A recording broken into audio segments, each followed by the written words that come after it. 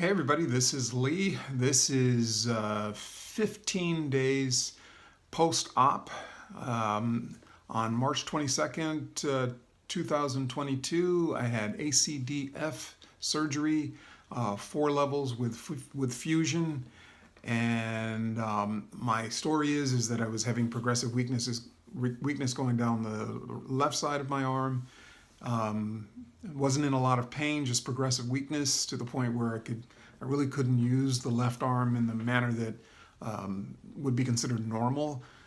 And then I was but I was living with it. It was manageable. But then I was beginning to notice symptoms on the right side, and that kind of prompted me to engage in a much more meaningful conversation with my wife and my therapist about having the surgery done after having already had a posterior laminectomy 6 years ago. So if you want to know more about that process, look at some of my other videos. It'll get more into detail about that. With this video, I really wanted to talk about the post-op visit. I had that 2 days ago. Well, today's Thursday. Yeah, so I had it on Monday, and that was my 2-week follow-up with the surgeon's office.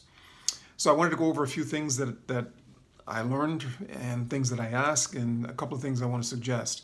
First of all, when you go to a lot of these things are things that you already know. So some of what I'm going to share with you is just information for those of you who've never had surgery, you have no idea what's going on, and would like just some tips, just some ways of thinking about things.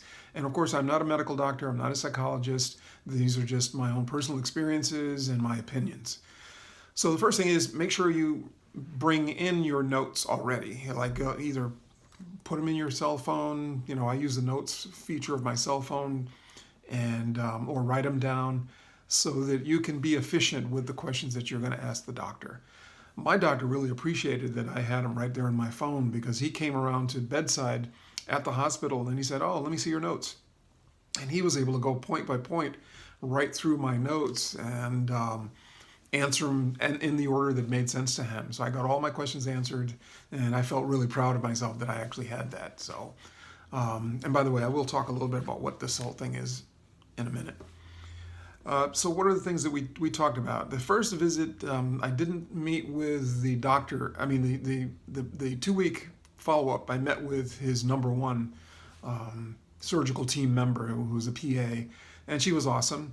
And so I got to ask her a few questions, and one of the questions I asked, which was a concern of mine, is a lot of incisions are horizontal and they match with the person's natural necklines. Mine is a little bit of an angle upward, and I won't show it to you today. I will show it in the future, but I can see that it is the skin color is going to match my skin color. It doesn't look like I'm going to have a keloid or anything like that. I think it's going to look fine. But I wanted to know, again, he did tell me the day of the surgery why he did it, and I just wanted to confirm. And she confirmed that because of the type of surgery that I was going to have done at that time, he was going to have to go further up, and he was going to have to move the things aside that he has to move aside. And had he done the straight across incision, he would have had to apply more trauma potentially to those, the airway, the wind, the muscles in there. I'm losing the names of what they all are. And so, as a way of avoiding that extra trauma, which could then result in other issues, he had to make an executive decision to do it on a slight angle. So I'm okay with it. I just wanted to make sure I was understood why, and that this wasn't just something I knew it wasn't, but it doesn't hurt to ask.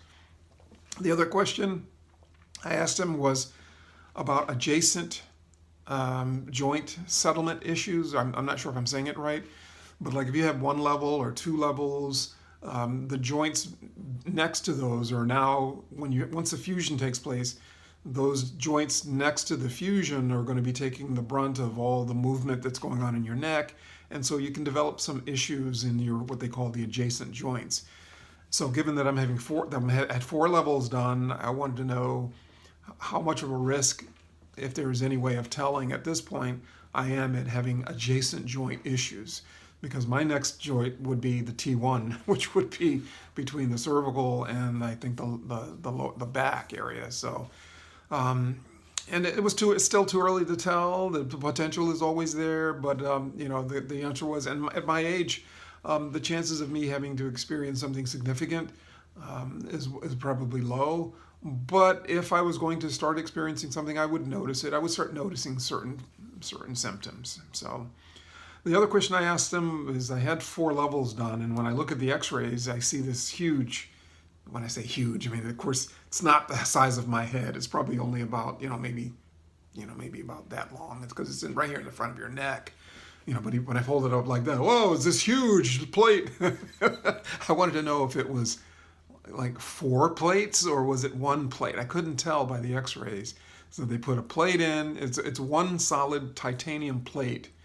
I keep pointing to the back of my neck. It's all the hardware is in the front of the neck. 1 solid titanium plate in the front of the neck with 6 titanium screws. So the joke for me is I now really literally have a neck of steel after having the screws put to me and getting jacked up, right? Little ACDF humor in there. So that was a question. The other question was, how long do I have to wear this hard collar? And the answer was 6 weeks. So I've already gotten 2 so I've got another month. That will be my second follow-up. I also noticed this is another thing, I noticed a weird thing. Both my wife and I noticed that when I'm sleeping on my back now, my mouth pops open, which which didn't happen before. And so my snoring is a little bit more pronounced sleeping on my back. When I mentioned to the PA, she said she hadn't heard that as a symptom of anything to do with the surgery, but it could be with all the work that was done, that maybe there's some sympathetic muscle and nerve issues going on, but just to keep an eye on it and see if I can mitigate it by changing my position a little bit. Which I'm cleared to sleep on my side. I don't have to sleep at an angle anymore. I was sleeping on a 30 to 45 degree angle, and that was mostly because of the incision. Making sure things were draining properly. But the doc says, oh yeah, you can lay completely sideways if you want to do it that way. So that's much better for me. I also asked about anything special I should talk to my dentist about, because I'd read and heard somewhere that if you had ACDF surgery, if you're going to have any kind of medical or dental procedures where they're going to be, giving you antibiotics and stuff, you should really make sure they're aware of this. And pre-surgery, I had my teeth cleaned, and I did talk to my dentist about it, and they said, oh yeah, we're very familiar with it, and there are certain protocol that we follow regarding that. So just make sure you have that conversation as well. I asked about whether I can get any kind of am I going to be doing physical therapy, and they said yes, at some point we'll be looking at physical therapy, but this is a little too early yet. She said that there are. I can exercise my arms from the elbow down, the shoulders down, but nothing strenuous, nothing that's going to put a strain on the neck. So I can do some strengthening exercises, but nothing where I'm twisting the neck, no tipping the neck side to side, up and down. I've seen people doing that on YouTube, but she said not to do that, and I won't be doing that. I asked about massaging my neck, and she said it's okay to do self-massage away from the incision. Any areas that feel sore, you can go ahead and do massages of it. And she said, but she wouldn't recommend going out and getting a professional massage as yet, and which made sense to me. So that was something else. I asked about walking my little dog. We have a little Shih Tzu. Can I walk the little dog? And she said she would avoid doing that for another 4 weeks, only because they can get excited and pull and yank, and then you end up twisting, and all the things you're trying not to do. Just in one fraction of a second, a startled dog could cause all of that. And so I won't be walking. I will walk with my wife with the dog. That kind of helps that a little bit, but I won't be walking the dog by myself at all anytime soon. She also cleared me to drive. She said, if you feel confident and comfortable turning your head, you can drive short distances, like maybe down to the drugstore, or drive to a neighbor's house to hang out if that's what you feel like doing. But I am cleared to drive. But I can tell you just personally, I'm not going to be doing any driving until after my second one. So if I have to, at least I know I have that as an option. But I don't plan on driving anywhere. We also talk about the x-rays. The 2-week appointment, there were no x-rays taken. She said definitely they'll take x-rays at the next one. And she said the schedule usually is 6 weeks, 3 months, and 6 months is when they do x-rays to see, how things are healing in there in terms of the bone growth. Which brings me to this device. They had mailed me this from the hospital, or the company that actually takes care of distributing these contacted me and said my insurance company has approved the bone growth stimulator from OrthoFix. I think there are other brands out there. So I had this, and I had to bring this with me to the appointment, and someone from OrthoFit met me there and showed me how to use it. They were very nice, gave me a little in-service on it. And I'm going to do another separate video on this, but what I'll say is that this is basically designed to help stimulate bone growth. And from what I understand, it can reduce the time dramatically in terms of bone growth. So I have to wear this 4 hours a day. I don't have to wear it 4 hours straight. Today, for example, I wore it for about an hour and a half, and then it was time to take a shower. So I took, you turn it off, take a shower, get all straightened out, put it back on, push the button. It picks up right where it left off. And yeah, so it's pretty cool. It's another good story. It's another good gadget to talk about. Oh, this video is going a little bit longer than I thought.